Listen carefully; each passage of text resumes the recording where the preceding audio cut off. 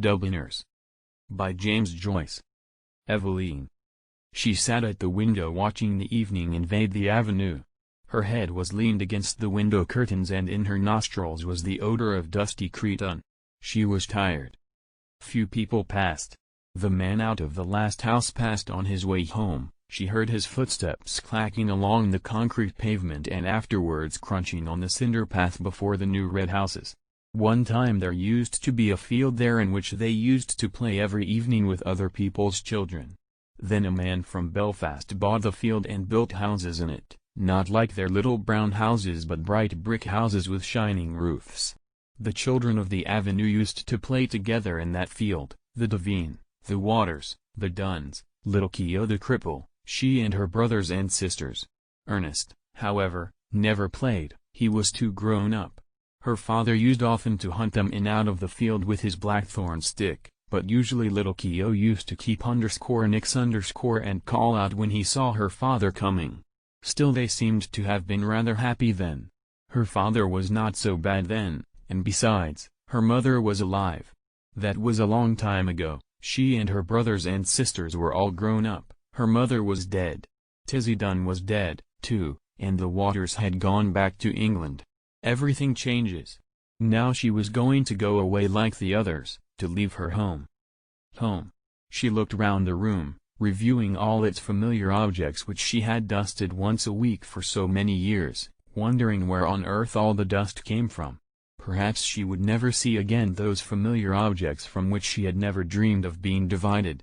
And yet during all those years she had never found out the name of the priest whose yellowing photograph hung on the wall above the broken harmonium beside the colored print of the promises made to Blessed Margaret Mary Alacoque.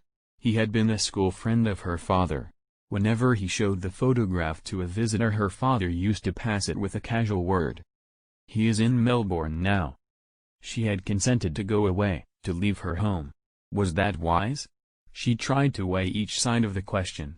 In her home anyway she had shelter and food, she had those whom she had known all her life about her. Of course she had to work hard, both in the house and at business. What would they say of her in the stores when they found out that she had run away with a fellow? Say she was a fool, perhaps, and her place would be filled up by advertisement.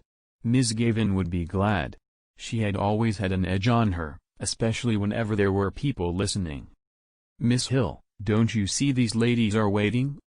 Look lively, Miss Hill, please." She would not cry many tears at leaving the stores. But in her new home, in a distant unknown country, it would not be like that. Then she would be married, she, Eveline. People would treat her with respect then. She would not be treated as her mother had been. Even now, though she was over 19, she sometimes felt herself in danger of her father's violence. She knew it was that had given her the palpitations. When they were growing up he had never gone for her like he used to go for Harry and Ernest, because she was a girl, but latterly he had begun to threaten her and say what he would do to her only for her dead mother's sake. And now she had nobody to protect her. Ernest was dead and Harry, who was in the church decorating business, was nearly always down somewhere in the country. Besides, the invariable squabble for money on Saturday nights had begun to weary her unspeakably.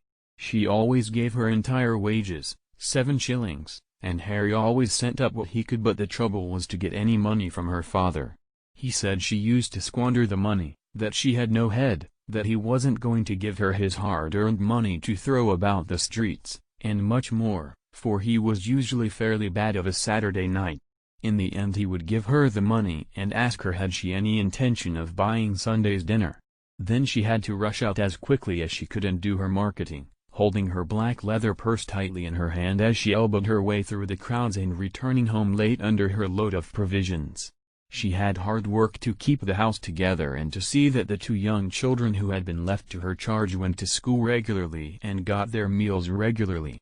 It was hard work, a hard life, but now that she was about to leave it she did not find it a wholly undesirable life. She was about to explore another life with Frank. Frank was very kind, manly, open-hearted. She was to go away with him by the night boat to be his wife and to live with him in Buenos Aires where he had a home waiting for her. How well she remembered the first time she had seen him. He was lodging in a house on the main road where she used to visit. It seemed a few weeks ago. He was standing at the gate, his peaked cap pushed back on his head and his hair tumbled forward over a face of bronze. Then they had come to know each other. He used to meet her outside the stores every evening and see her home. He took her to see the Bohemian Girl and she felt elated as she sat in an unaccustomed part of the theater with him. He was awfully fond of music and sang a little. People knew that they were courting and, when he sang about the lass that loves a sailor, she always felt pleasantly confused. He used to call her Poppins out of fun.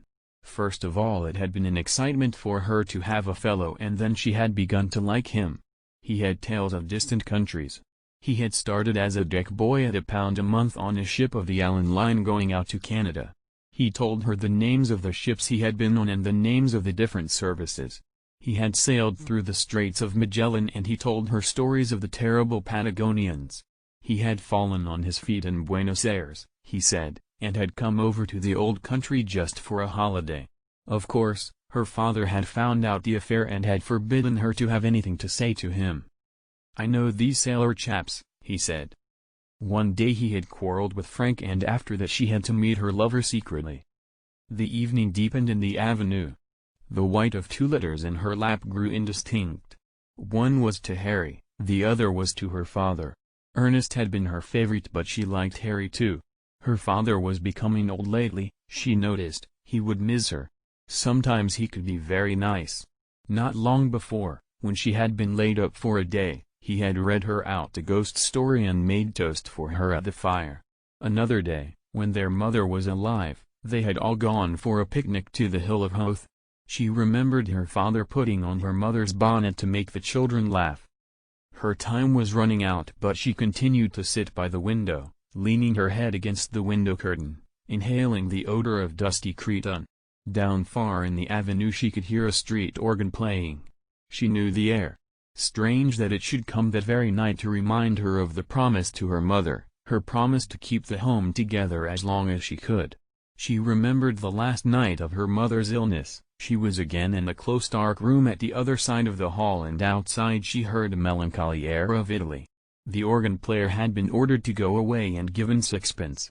She remembered her father strutting back into the sick room saying, "Damned Italians!